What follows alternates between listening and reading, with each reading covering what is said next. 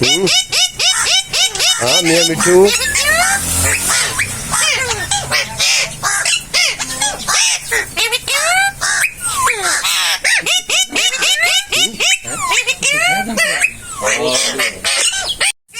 अस्सलाम वालेकुम सज्जनों, वीडियो मित्रों की हाल चाल। मैं थोड़ा दोस्त मोहम्मद रिकी जब तुम देखते हो अपना चैनल पंजाबी वसे।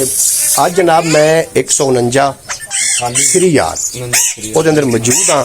ये मैं थानू भाई दा भाई इत्थे वे मेरे को हाजी साहब मेरे नाल ने और इन्हों का शौक है तोते पालना। हाजी साहब की नाम है अपना? मोहम्मद यासीन इन्हों का नाम है।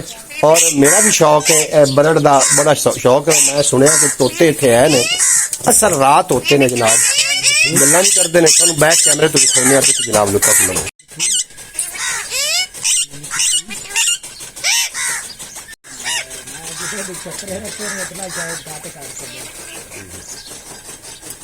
मियाँ मिठू, मियाँ मिठू,